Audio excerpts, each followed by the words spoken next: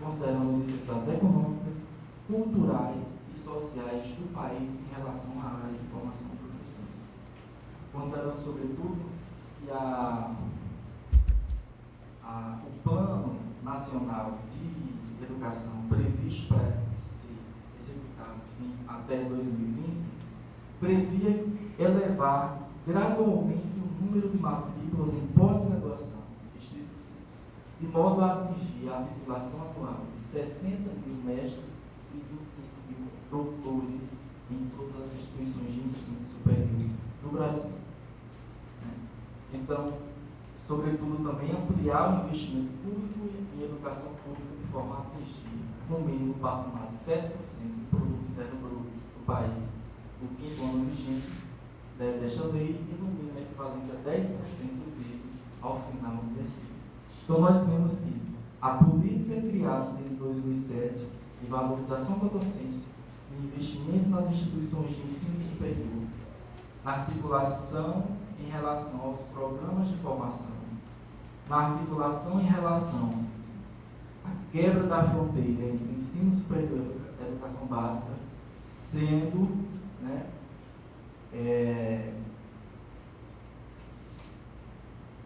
colocadas atualmente, nos últimos 6 meses, colocadas de lado e deixando, sobretudo, de pensar, avaliar as políticas formativas que foram criadas, implementadas e que ainda estão em vigência. Então, o PIBID objetiva, sobretudo, garantir uma fonte de financiamento permanente e sustentável para todas as etapas e modalidades da educação. O Fórum Nacional de Coordenadores Institucionais do PIBID solicitou à Câmara dos Deputados que atendesse a chamada de um projeto de lei para colocar o PIBID enquanto uma política pública de Estado, não uma política de governo, tentando exatamente fazer com que haja a garantia de que o investimento na formação de professores pudesse estar sendo garantida ao longo desses anos. O que se coloca ameaçado e que está, sobretudo, sem previsão, como acontece, de maneira que, desde o início já deste ano de 2016, e se intensificaram mais a partir de junho, as ameaças constantes dos cortes nas bolsas, o não investimento em custeio, o não investimento nas experiências formativas do licenciamento. Então, o PIBID, ele diz exatamente que nós precisamos de investimento na formação de professores. Nós precisamos de investimento na formação de professores, na educação básica e na formação inicial. Então, gostaria de finalizar com uma fala de Zaragoza que diz o seguinte, inspirando-se em José Saramago, faz a seguinte indagação: chegamos à tecnologia sem pensamento zero, cada vez maior a uniformidade, cada vez os fios do tecido popular têm mais fadas cores, cegos, surdos e sensíveis, não, confusos, desconcertados, cada vez mais, agora que, por fim, e a que preço, desfrutamos a liberdade restrita da expressão. Menor capacidade para expressar nossos pontos de vista e um léxico mais restrito. Daí que cada dia temos menos tempo para pensar, refletir, para elaborar respostas próprias. E é nisto que consiste a educação: para participar, para sentir, para discordar, para protestar, para contar, valer como cidadão e não apenas ser contado. Obrigado.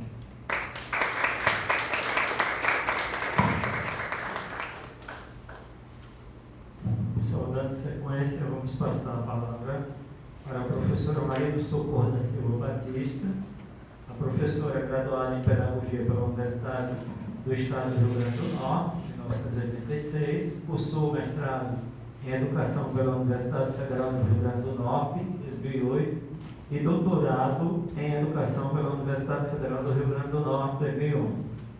doutorado sanduíche na Universidade do Porto, Portugal, 2010, professora aposentada como adjunta 4 pela Universidade do Estado do Rio Grande do Norte.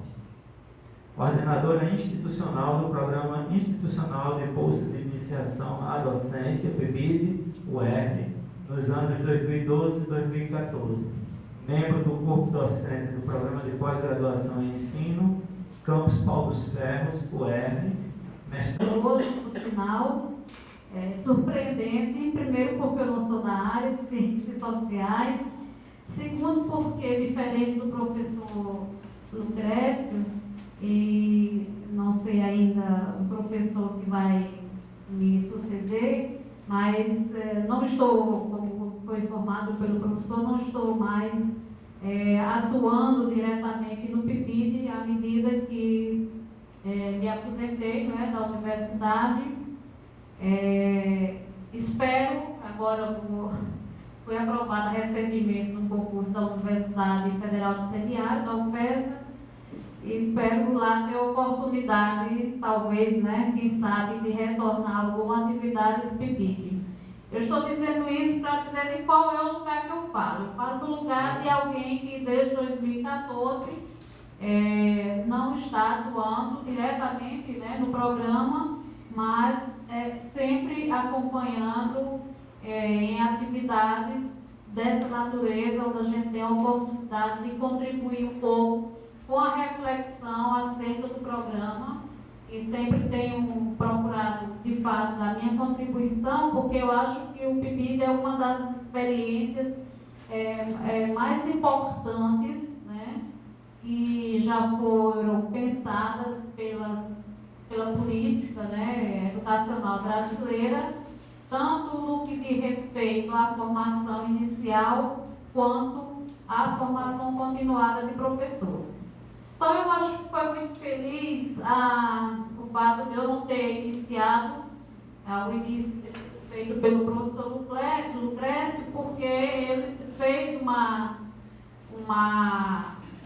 contextualização, né, geral do programa a nível de Brasil e a nível de UFRN. Na UESC, nós temos um número menor de bolsistas, né? Nós temos hoje em torno de 800 bolsistas, talvez um pouco mais por conta dos cortes que houveram, e em 32 licenciaturas. Nós somos 33 licenciaturas, o PIBID existem 32 licenciaturas. Então, um programa que funciona também em todos os campi da universidade, né? O campo central, Mossoró, Açu, Patu, Paulo dos Ferros, Caicó e Natal. Né? Natal com ciências da religião, Caicó com filosofia, e nos demais campi funciona com quantidade maior de licenciaturas, né? Praticamente todas as licenciaturas. Apenas o campus de Mossoró, uma única licenciatura não tem um PIBID, que é a licenciatura em Educação Física. Bom, eu dividi a minha fala em três aspectos. Né? Primeiro, eu gostaria de refletir um pouco com vocês o alcance dos objetivos do PIBID. Né? O PIBID, de um modo geral, o programa institucional, né? O programa da CAPES, né? Que é a partir do programa da CAPES, né? É que nós, nas universidades, elaboramos os nossos projetos e subprojetos. Né? Não gosto desse termo subprojeto, mas é o termo que a gente utiliza. Né? Tem um programa, tem um projeto institucional da universidade, que é o grande guarda-chuva, né? E cada licenciatura apresenta o seu subprojeto. Né? De modo que o projeto da universidade pode ser aprovado, mas não necessariamente todos os subprojetos. Isso pode ocorrer. Né? Bom, então eu preferi fiquei pensando de como falaria para vocês sobre isso. Então eu resolvi trabalhar com dois objetivos que estão contidos lá nos objetivos do Programa Nacional, né? Depois, colocar alguns questionamentos acerca, né, desses objetivos, para a gente pensar um pouco, né, o alcance, a dimensão e tentar acumular aqui alguma formulação até para a área de vocês. Me desculpem se for ousadia demais da minha parte. Depois, eu trouxe apenas 3 slides. No segundo slide, a gente colocaria alguns elementos referentes ao que eu considero como desafios, né, como a serem enfrentados, a serem trabalhados pelo PIBID. E por último, eu estou chamando o slide dos perigos que enfrentam o PIBID. Lucrécio já deu um pouco assim da entrada. Na verdade, não é só os perigos que enfrentam o PIBID, mas os perigos que enfrenta hoje a educação no Brasil, né? Estão aí muito claros, evidentes, mas a gente precisa refletir um pouco a partir do lugar que a gente atua. Dentre os diversos objetivos que o programa estabelece, eu escolhi 2 objetivos que, ao meu entender, pela minha percepção e pela minha experiência, isso não quer dizer que seja também a experiência dos outros colegas, ele é pouco trabalhado, ele deixa um pouco a desejar no sentido, né, de cumprimento do papel de fato que tem o programa enquanto um programa de formação inicial e continuada de professores. O primeiro objetivo é este aqui: incentivar escolas de educação básica, mobilizando seus professores como co-formadores dos futuros docentes e tornando-os protagonistas nos processos de formação inicial do magistério. Então, aqui é um objetivo em que se observa o papel, né, o sentido do PIBID como um programa também de formação continuada. Né? E aí, o que a gente percebe, o que a gente observa? Isso que eu vou dizer não é dado de uma pesquisa feita, mas algo que a gente observa no cotidiano, nas práticas, né, é que ainda há uma desarticulação entre os projetos. Apesar dos esforços, como o Lucrécio falou, que a gente faz, de desenvolvimento de uma ação interdisciplinar, né, de uma ação mais articulada entre os cursos, né, e que essa desarticulação ela é reflexo também do modelo acadêmico e do modelo escolar. A gente fala muito em interdisciplinaridade na academia, mas nós não somos nada interdisciplinares, né? Nós somos um processo, a formação que a gente proporciona ainda aos nossos alunos é fragmentado, nós não nos encontramos, né? Nós temos os nossos departamentos, os nossos grupos de pesquisa, e dentro dos grupos de pesquisa ainda tem subgrupos, fulano que só pesquisa com ciclano, né? E esse modelo, ele também ele se repete na escola, né? E é difícil um programa alcançar isso, superar isso. Ele contribui. Nós temos que entender que o PIBID é um programa numa dimensão imensa, que é a escola, né? E também a universidade. Mas esse, eu acho que serve para a gente como um desafio, como uma busca, e para a gente refletir, né, no campo acadêmico, no campo da escola. O outro objetivo é contribuir para a articulação, teoria e prática necessárias à formação dos docentes, elevando a qualidade das ações acadêmicas nos cursos de licenciatura. Eu acho esse objetivo muito importante, porque ele tem a ver com aquilo que é possível a gente contribuir com o programa, e aí eu acho que o PIBID já alcançou o grau de maturidade, porque ele existe desde 2017. Eu acho que a gente já tem um tempo de maturidade, no sentido da gente, qual é o grau de influência que nós temos para, por exemplo, interferirmos, vamos dizer assim, entre aspas, nos processos de construção dos projetos políticos pedagógicos dos cursos de graduação, dos projetos pedagógicos dos cursos de graduação, né? Então, esse objetivo, ele quer dizer isso, que essa articulação entre a teoria e a prática, essa vivência que os nossos alunos têm lá na universidade, lá na escola, a orientação do professor, que nós chamamos de professor supervisor, que é aquele professor que lá dentro da escola orienta o aluno, essa vivência, essa troca, deveria servir como elemento para que a gente pudesse pensar os nossos cursos de licenciatura. Por isso que o Lucrécia tem razão, não é apenas um programa de bolsa, é um programa que está sugerindo a formação inicial continuada, portanto, está sugerindo a gente intervir, colaborar com a estrutura do curso, o modo de ser do curso, né, a partir da experiência que a gente vivencia na escola. Né? Então, tem questionamentos que a gente faz assim, em que medida o PIBID reflete sobre a licenciatura? Nós temos que fazer esse exercício de pensar em nossas universidades, cada universidade, cada projeto, em que medida o PIBID do curso de pedagogia da UERJ está refletindo, né, sobre o curso de pedagogia, né? Pegando isso como exemplo. Ou será que nós somos mais uma caixinha dentro lá do curso? Né?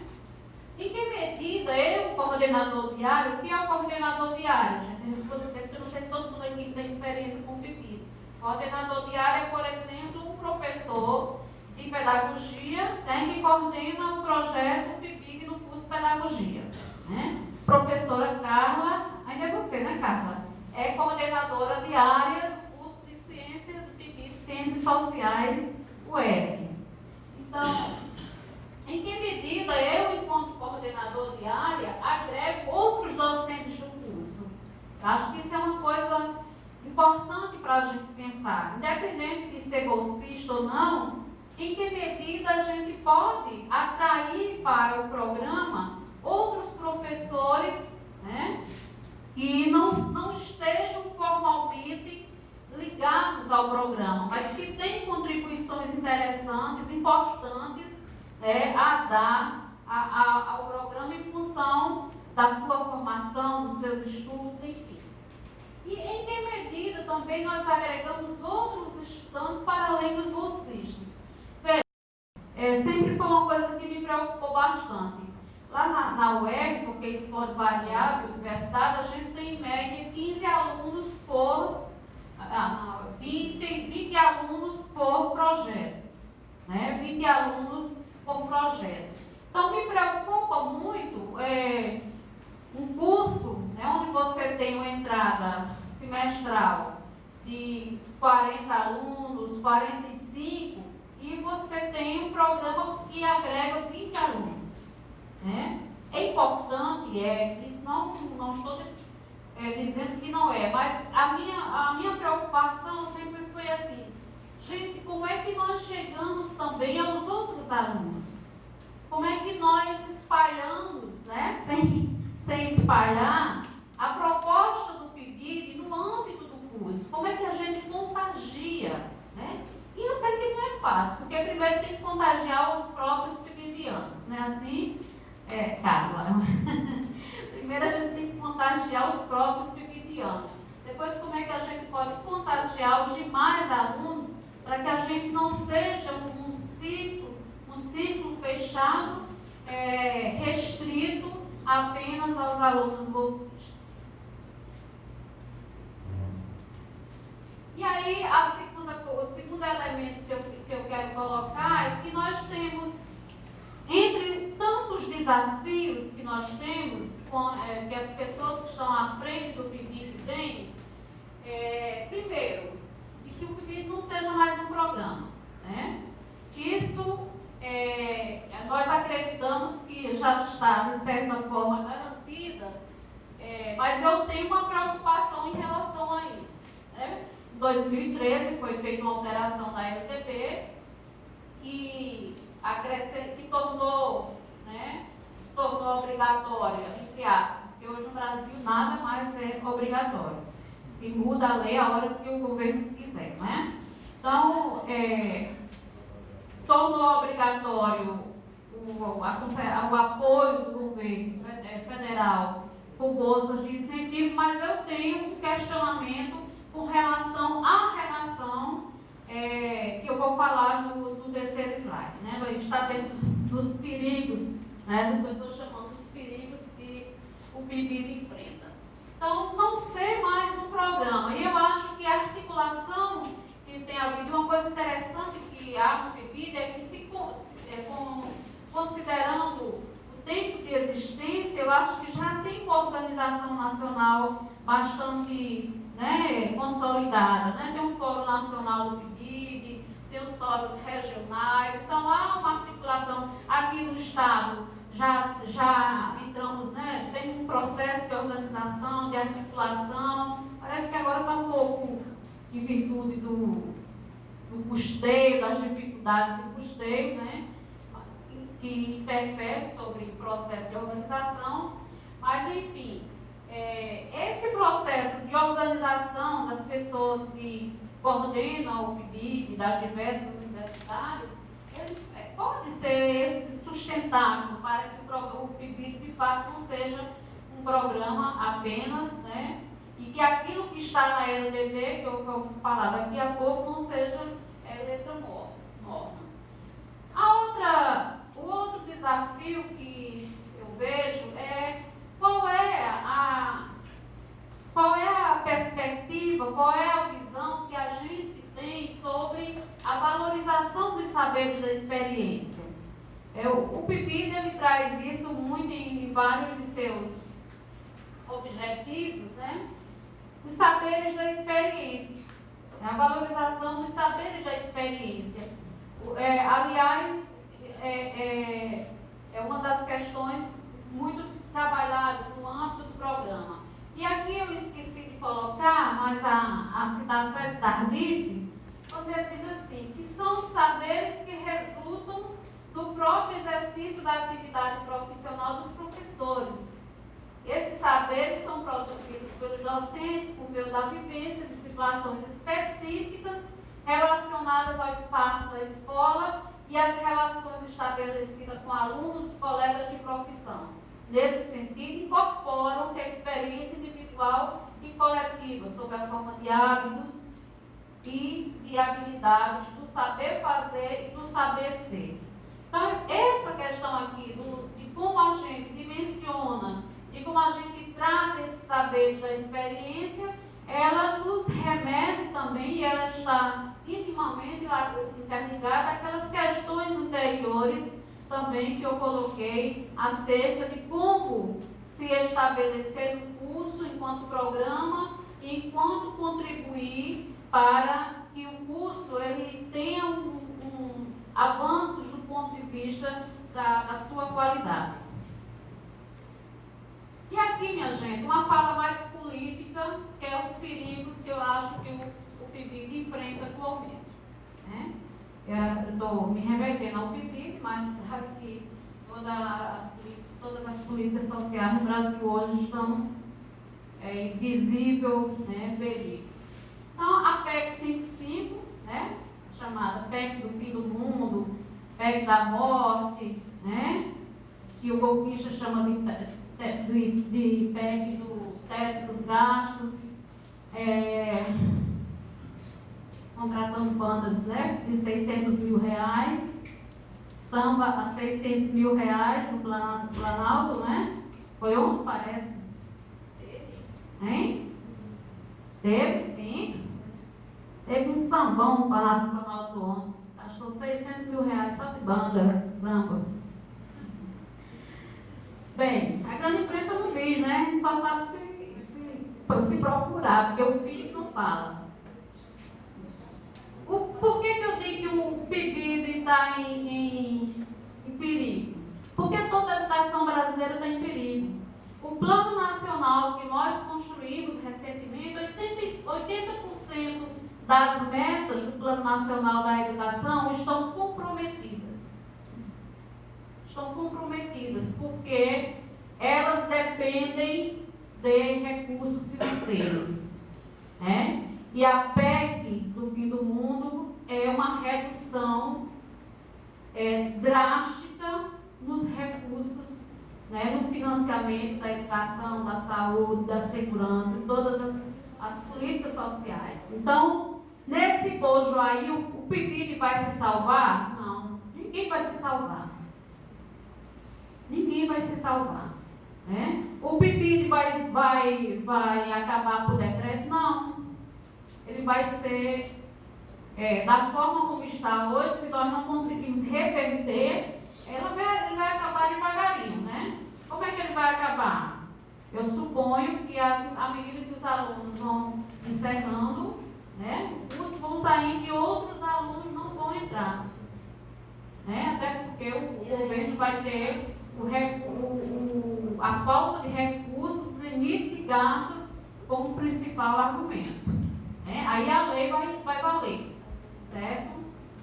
A reforma do ensino médio. Eu acho que a reforma do ensino médio bate frontalmente com algumas áreas importantíssimas do PIBID.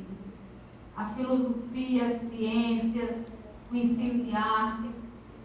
Né? Então, como é que vai ficar? À medida que as escolas retirarem a oferta do ensino médio, de filosofia, de ciências sociais do ensino médio, evidentemente vai diminuindo, né, o espaço do PIBID. Né? Então, pode ser que a gente chegue a uma situação em que a universidade não tenha onde colocar o curso de ciências sociais, o PIBID de ciências sociais. Podemos chegar a essa situação. Quando, eu não sei, 2017, 2018, mas a perspectiva é longa, né? De 20 anos. Acho que o tal modelo escola sem partido é um perigo, mas é um perigo que eu acho que ele depende muito de nós. Eu não acredito que a gente vá se dobrar isso, né? Com o grau de, mesmo com toda a fragilidade da democracia brasileira e tal, eu acho que a gente não vai se dobrar isso, né? Também não sei como é que o governo pretende fazer esse controle da tal projeto de escola sem partido, né? E por último, essa minha preocupação em 2012, porque em tempos de exceção a gente tem que ter preocupação futura, né? Antes eu não tinha, agora eu estou com essa preocupação. Em 2013, o Lucrezio já falou sobre isso, foi feita uma alteração na LDB, que determinou o seguinte: a União, o Distrito Federal, os Estados e os municípios incentivarão a formação de profissionais magistérios para atuar na educação básica pública mediante programa institucional de iniciação à docência a estudantes. Qual é a minha preocupação aqui? É que ele não diz ao programa institucional de bolsa de iniciação à docência de PIBID. Ele diz a programa. Né? Para alguém pode não ter diferença, mas eu acho que aqui estão